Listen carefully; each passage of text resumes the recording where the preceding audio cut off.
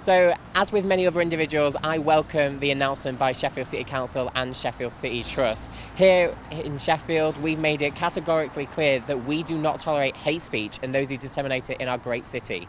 We've been a city of culture, diversity, and most importantly, since 2007, a city of sanctuary. And it's nice to see that individuals are coming out and championing this, and we will champion and stand resolute against hate in all shapes and forms.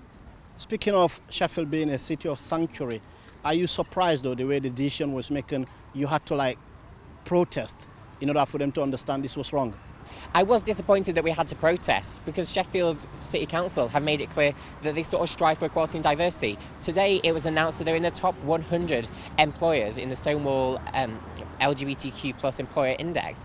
And for an organisation like that, it's disappointing to see that one of the leading charities in Sheffield were allowed to, one, book a speaker, and then two, David Gray announcing that they were still allowing the booking based on freedom of speech, when clearly the remarks that made by Franklin Graham saying that Satan was the architect of same-sex marriage, someone who also advocates for the highly abusive and highly damaging gay conversion therapy, alongside saying that Islam is an evil and wicked religion.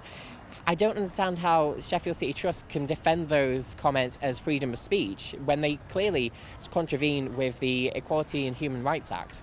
From your understanding here, do you think Sheffield City Trust were kind of forced to make the decision because they had no choice? I think Sheffield City Trust were forced to make the decision because they had no choice.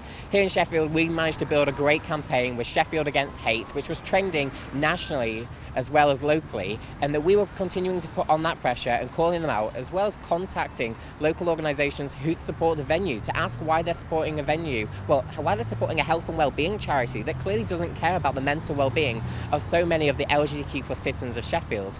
Just last year, we saw that over 12,500 reported cases in the UK of hate crimes against people based on their sexual orientation, and 2,333 hate crimes based on individuals for identifying as transgender. And yet here in Sheffield, a health and wellbeing charity should be supporting their residents. We saw yesterday one of our MPs, Paul Blomfield, kind of welcoming the news that Franklin Graham's event being cancelled. It was kind of a welcoming news from him. What's your take on seeing an MP like that supporting your campaign? It's fantastic to see MPs coming out and actually defending and championing LGBTQ plus equality, but also tackling hate speech. Paul Blomfield represents Sheffield Central, which also represents the largest student population within the UK. And clearly he's listening to his voters and the people within his community, knowing that young people have a better understanding now of hate crime, and they want to see society changing as a whole. In terms of moving forward, are you thinking of kind of with the Sheffield Trust saying it was a freedom of speech, to kind of invite them to an event to sit and have a dialogue, kind of show them the differences between freedom of speech and hate speech?